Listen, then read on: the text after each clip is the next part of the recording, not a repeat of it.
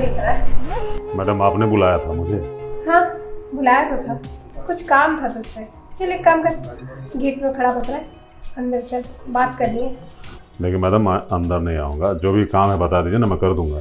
समझा कर लो, बात ज़रूरी है, ऐसे सबके सामने नहीं बता सकती, और उसी पड़ोसी भी तो है, सब सुन लेंगे।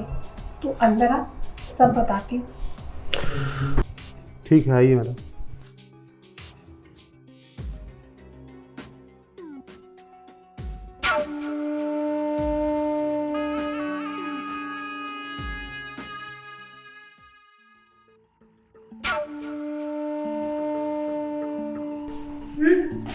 क्या देख रहा है?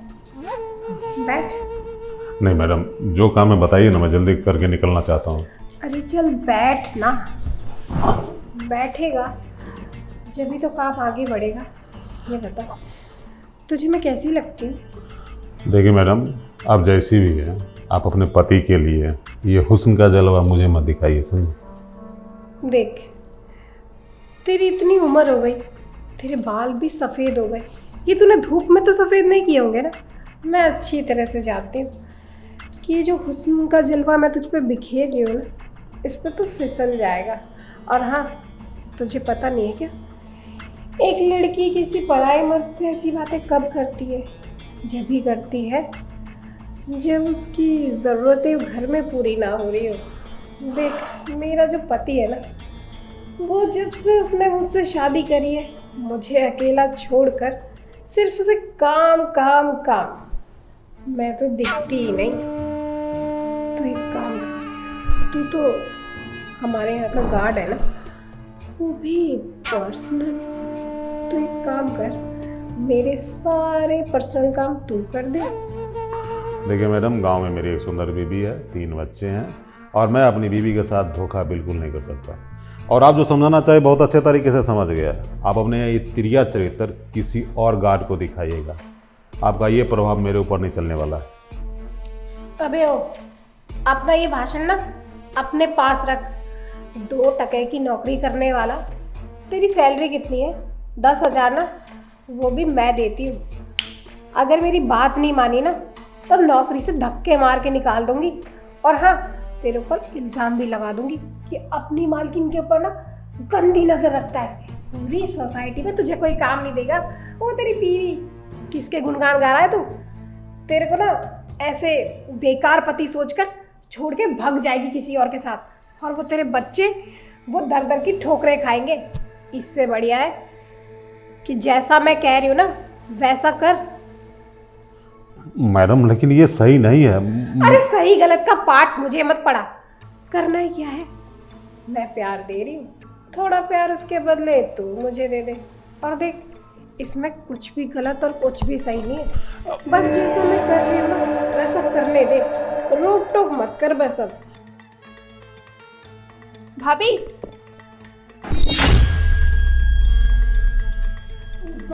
अच्छा वो तुम आ गई। ये देखो ना, ये गार्ड मुझे अकेला देखकर मेरे साथ बदतमीजी करने की कोशिश कर रहा था। बकवास बंद कीजिए भाभी, आपका काला चेहरा मेरे सामने आ चुका है। आप पीठ पीछे ये हरकतें करती हो। ये तुम कैसी बातें कर रही हो? तुम शायद भूल गई हो कि मैं तुम्हारी भाभी हूँ। आपकी सारी सच्चाई ना गार्ड काका मुझे पहले ही बता चुके हैं। मैडम जी, मेरा विश्वास कीजिए, मैं सच कहता हूँ।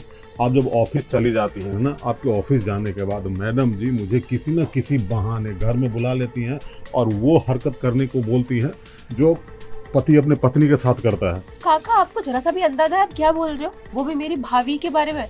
मेरी भाभी भैया से इतना प्यार करती है ना, वो उन्हें चीट नहीं कर सकती। और अपनी और उनकी उम्र का भी देखा है कितना डिफरेंस है तुम दोनों में, और वो भी आपसे वो क्यों ऐसी चीजें करेंगी? देखिए, मैं जानता हूँ कि एज में बहुत अंतर है, लेकिन ये बात तो मैडम जी को समझनी पड़ेगी ना। आप मेरा विश्वास क्यों नहीं करते हैं मैडम? मैं आपके यहाँ वर्षों से नौकरी कर रहा हूँ, आपका नमक खाया हूँ, आप लोगों के साथ में नमक हरामी नहीं कर सकता।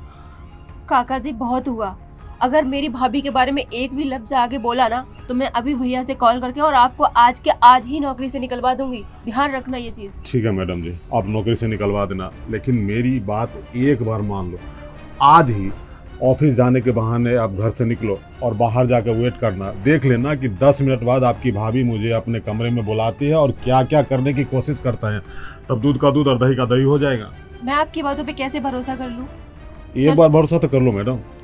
ठीक है, मैं आपकी बात पे भरोसा करती हूँ, और अगर मेरी भाभी सही निकली ना, और अगर आप गलत निकले, तो मैं आज के आज ही आपको यहाँ से निकलवा दूंगी जॉब से।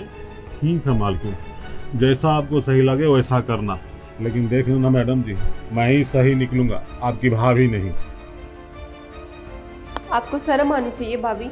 मेरा भैया आपके चक्कर में इतनी दूर रहता है क्योंकि वो तुमसे प्यार करता है, तुम्हारी हर ख्वाहिश पूरी करता है, और आप उसके पीठ पीछे ये हरकतें कर रही हो। अरे कम से कम आप अपनी एज डिफरेंस तो देखो, वो आपसे कितने बड़े हैं, आपके बाप के बराबर है, और आप उनके साथ ये सब चीज़ें। छी, शर्म आनी चाहिए। अगर सोचो, अगर ये चीज़ भैया को पता चल गई, वो कितना ज़्यादा परेशान हो जाएगा। नहीं नहीं, ऐसा मत करना। तुम अपने भाई को कुछ नहीं बता सकती। देखो, अगर तुमने अपने भैया को बता दिया ना, तो वो मुझे डिवोर्स दे देंगे और मेरा घर टूट जाएगा। वो मुझ पर बहुत विश्वास करते हैं। देखो, तुम अपने भाई को कुछ मत बताना।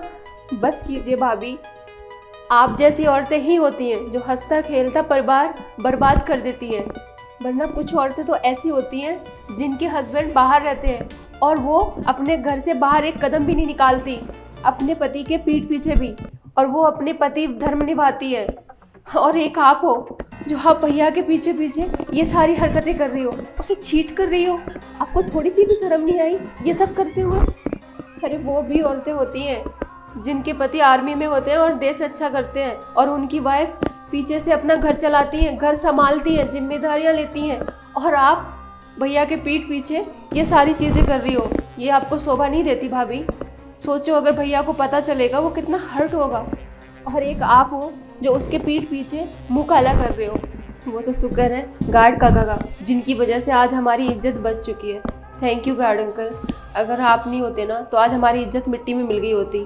आपने अपने नमक का फ़र्ज़ निभाया, आप इतने दिन से हमारे पास काम कर रहे थे, उसका फ़र्ज़ अदा किया। Thank you. देखिए मैडम जी, आप मुझे धन्यवाद मत कहिए, इस घर का मेरे ऊपर बहुत एहसान है, मैंने तो बस अपना फ़र्ज निभाया। और गार्ड अंकल, टेंशन मत लो, आज के बाद मैं आपके साथ ना कभी कोई गलत नहीं होने दूंगी। आप निश्चिंत होकर आप अपनी ड्यूटी कर सकते हो। ठीक है मैडम जी। और भाभी, आज के बाद अगर मुझे आपकी कोई भी ऐसी गलती नज़र आई ना, तो मैं सीधा भैया को कॉल करूंगी, मैं आपको रोकूंगी नहीं, मैं सीधा कॉल करूंगी भैया को। और ये अपनी गलती आखिरी समझ के ही फैसला लेना।